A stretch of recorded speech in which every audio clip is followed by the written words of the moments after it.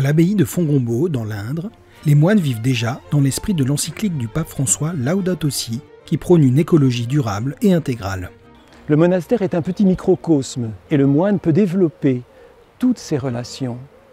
Il sera attentif aux faibles, aux moines fatigués, âgés, aux jeunes qui arrivent. La nature, il la respectera, il la valorisera. À l'égard de lui-même, il se souviendra qu'il est là pour chercher Dieu. Enfin, Laudato Si est le lieu d'une véritable joie, d'une louange, d'une action de grâce. Et c'est peut-être cela l'élément le plus important, le plus fidèle à la pensée de saint François d'Assise. L'homme doit s'émerveiller devant le don de la nature. Une action de grâce qui anime le frère Hervé Marie, qui nous prépare aujourd'hui des recettes tirées de son vieux carnet.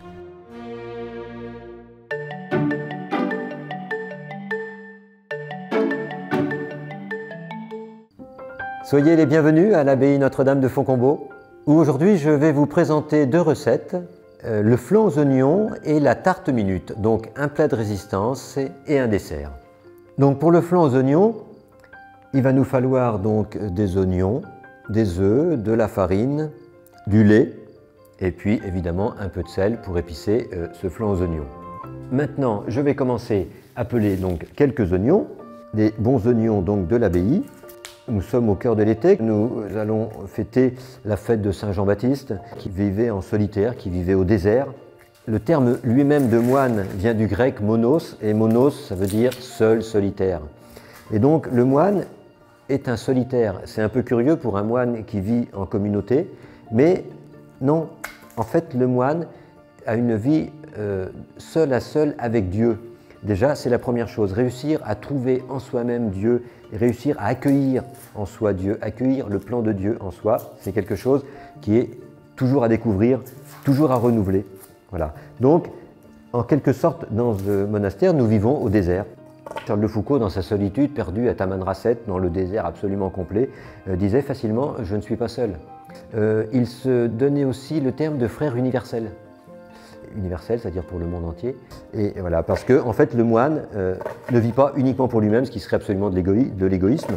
Et ça ne va pas du tout. Frère Hervé Marie met maintenant les oignons à revenir dans de l'huile chaude. Pendant qu'il dort dans la poêle, il prépare une béchamel légère. Il verse une cuillère à soupe de farine dans de l'huile chaude et mélange. Puis il verse peu à peu le lait, toujours en remuant, jusqu'à ce que la béchamel épaississe. En attendant, il chemise un plat en le badigeonnant d'huile, puis en le saupoudrant de farine. Il s'attaque alors à l'appareil du flan.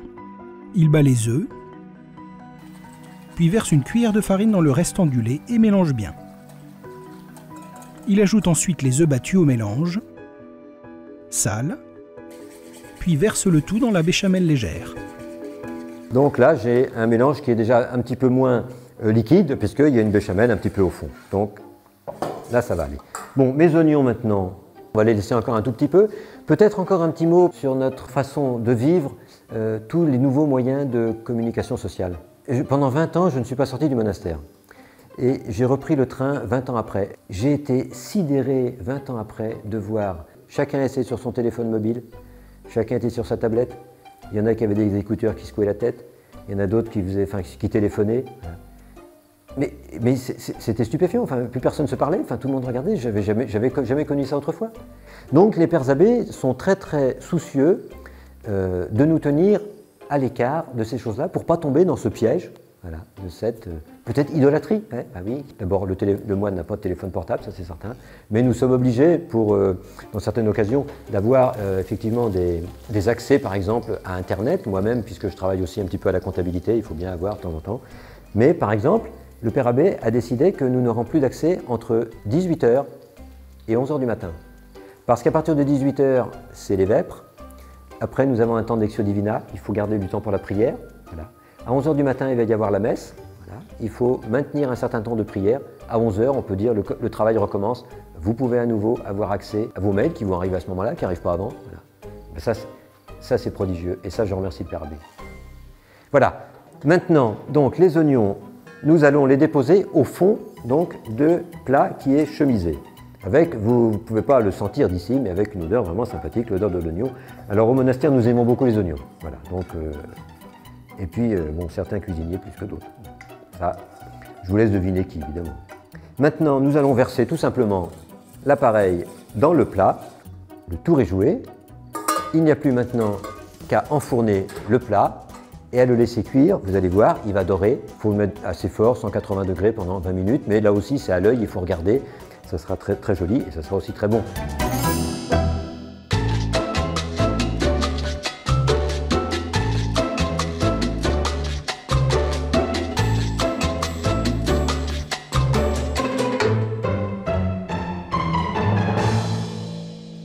Voilà, donc maintenant je vais vous présenter la recette de la tarte minute aux pommes, donc qui est un dessert. Donc nous allons prendre des pommes, évidemment, il va falloir également des œufs, les œufs du poulailler, du sucre, de la farine, un petit peu de lait, et puis donc pour cette recette, de la levure chimique. Alors pourquoi le terme de tarte minute? Eh bien tout simplement parce que c'est une tarte facile et rapide.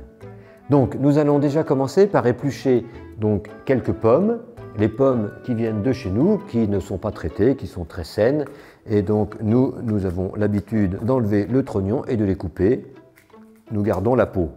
Et je les coupe en lamelles, en essayant de ne pas me couper. Maintenant, je vais casser des œufs que je vais battre et dans lesquels je vais mettre le sucre. J'ai calculé ici la farine dont j'aurai besoin, 150 g de farine, dans laquelle je vais mettre donc de la levure chimique pour aider donc à faire effectivement lever la tarte. Et une fois que c'est bien mélangé, je vais incorporer la farine dans les œufs battus. Et donc il faut remuer un petit peu. Et j'en profite peut-être pour vous dire que effectivement, nous vivons dans la clôture. Le Père Abbé, chaque jour, nous tient au courant un petit peu de ce qui se passe dans le monde. Il y a la guerre entre tel et tel pays, ou il y a eu un tremblement de terre, il y a un train qui a déraillé à tel endroit, des choses comme ça. Voilà, enfin des différents drames qui peuvent arriver partout. Des fois, c'est simplement, il y a tel ami du monastère, son fils est malade, il vient d'apprendre, avait une tumeur au cerveau. Voilà, le mari de Madame Attel est mort dans un accident brutalement. Voilà. Quand le Père Abbé nous dit tout ça, voilà, c'est autant d'intentions de prière. Alors, mais quand des fois on est un petit peu accablé par tout ce qui se passe, parce qu'effectivement, la plupart du temps, c'est quand même des mauvaises nouvelles qui se passent dans le monde. Alors, que dire, que faire, que penser? D'abord, que le Christ est déjà vainqueur. Voilà. Le Christ est ressuscité. Le Christ a vaincu le mal, la mort. Voilà. Et c'est pour ça qu'il faut garder l'espérance, même au moment où tout va mal. On a l'impression que tout va mal, mais des périodes où tout va mal dans l'Église, il y en a eu des centaines. L'Église a les paroles de la vie éternelle. L'Église demeurera jusqu'à la fin des temps. Donc maintenant, j'ai donc un mélange avec donc, tous mes ingrédients. Je vais rajouter simplement un petit peu de lait, maintenant, 20 centilitres de lait. Voilà. On peut rajouter du yaourt. Je remélange bien le tout. La pâte est terminée. On va les laisser reposer un tout petit peu et on va en profiter pendant ce temps-là par chemiser, donc graisser et fariner donc, le plat. Je verse mon appareil au fond du plat. On n'est pas dans une tarte traditionnelle où il va falloir faire bien les mettre et les indiquer. Là, de toute façon, elles vont être prises dedans. On les dispose un petit peu comme on veut, c'est pas très grave. Moi, j'aime beaucoup les tartes minutes où il y a beaucoup de fruits. Voilà, donc maintenant, la tarte minute est prête. Il n'y a plus qu'à aller la mettre dans le four à 180 degrés. Là, on va la laisser environ 30 minutes.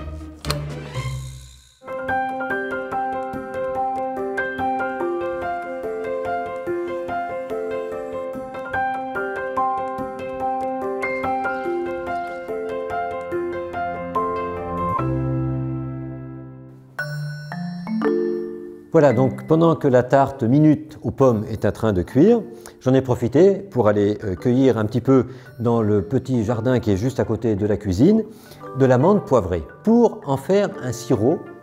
Alors, c'est très simple, je vais vous expliquer. Vous plantez de l'amande poivrée. Vous la récoltez quand elle est à peu près comme ça, voilà, elle est très jolie. Il faut la laisser sécher un petit peu, donc vous l'étalez bien dans des cartons, dans des caisses ajourées, voilà, vous la laissez sécher et elle va vite prendre cet aspect-là, voilà, rabougri, séché, voilà. Pour faire le sirop de menthe, nous allons mettre 800 g de sucre dans 1 litre d'eau bouillante. Nous allons attendre que à nouveau ça reprenne un bouillon, voilà, donc ça à ce moment-là nous avons un sirop et à partir du moment où ça bout, donc nous prenons donc la menthe séchée et on la met dans le sirop, on couvre et on s'en occupe plus pendant à peu près, on peut la laisser toute la nuit, on la laisse infuser en quelque sorte, voilà. Quand on revient ensuite que la menthe est véritablement bien infusée, donc à ce moment-là on prend un ustensile pour enlever effectivement toute la menthe, on filtre la menthe et on la met dans un récipient fermé, voilà, ici nous l'avons mis dans une bouteille, on obtient donc ici un sirop de menthe, là, parfait, tout à fait naturel, sans colorant, sans rien, c'est de la menthe. Voilà, donc la tarte minute est prête. Donc nous avons le flan aux oignons, le plat de résistance, salé, et en dessert, la tarte minute aux pommes, arrosée évidemment d'un petit sirop de menthe maison, sans colorant et parfaitement naturel. Donc maintenant, vous n'avez plus qu'à essayer, faire la même chose et vous régaler en ces jours d'été. Merci.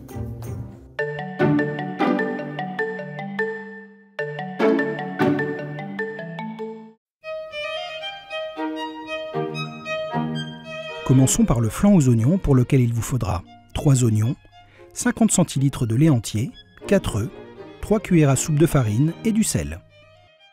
Commencez par peler et couper les oignons en fines lamelles. Faire revenir dans l'huile jusqu'à ce qu'ils soient bien dorés. Faire une petite béchamel avec 10 centilitres d'huile et 1 cuillère à soupe de farine. Ajouter 20 centilitres de lait en battant jusqu'à ce qu'elle épaississe. Dans un bol, battre 1 cuillère à soupe de farine avec le reste du lait. Ajoutez les 4 œufs battus au préalable et salés. Versez ce mélange dans la béchamel en remuant. Chemisez le plat en le huilant et en le saupoudrant de farine. Répartir au fond les oignons grillés et verser par-dessus le mélange. Cuire dans un four préchauffé à 180 degrés pendant 20 minutes. Servir avec une belle salade, c'est prêt. Passons à la tarte minute pour laquelle il vous faudra 3 pommes, 150 g de farine, 4 œufs, 100 g de sucre, 20 centilitres de lait ou de yaourt, 10 centilitres d'huile, du sel et 1 cuillère à café de levure chimique. Pour commencer, battre les œufs avec le sucre. Mélangez la farine avec 1 cuillère à café de levure. Incorporez la farine dans les œufs battus et remuez doucement. Incorporez le lait ou le yaourt et une pincée de sel. Coupez les pommes en morceaux. Graissez et chemisez le plat avec de la farine. Versez le mélange au fond du plat et disposez les pommes au-dessus. Cuire dans un four préchauffé à 180 degrés pendant 30 minutes. Votre menu est prêt, bon appétit!